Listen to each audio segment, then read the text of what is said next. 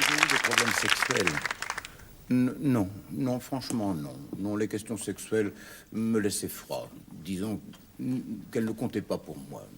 Très tôt, très jeune, j'étais surtout angoissé par les problèmes métaphysiques, philosophiques, religieux. J'étais très pieux, presque mystique.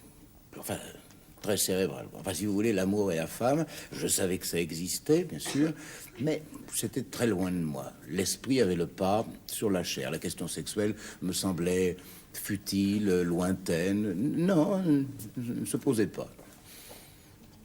J'avais même une certaine méfiance à l'égard de la femme. Les plaisirs des sens ne m'attiraient pas, disons-le.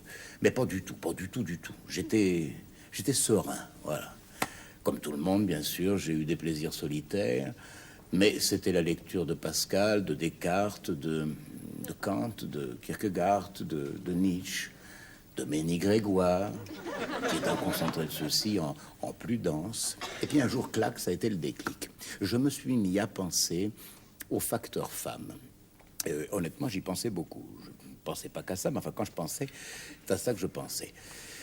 Et c'est alors que j'ai rencontré Mathilde.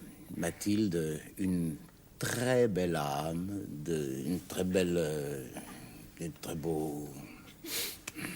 C'était un bel après-midi de printemps.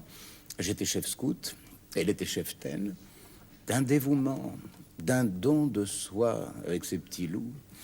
Et ça s'est passé au cours d'une prise de foulard. Alors là, ça a été le grand choc, le coup de foudre, quoi. On s'est aimé tout de suite. On était heureux, disons le mot, heureux. Puis un enfant est venu, c'était le bonheur. Puis deux enfants, puis trois, puis quatre, 5. Vous savez ce que c'est, l'usure de la vie commune, les gosses à torcher, les biberons, les travaux ménagers, les scènes de plus en plus fréquentes. Alors le matin, moi, pour dire ma messe, il y a des jours où j'ai pas la tête à ça.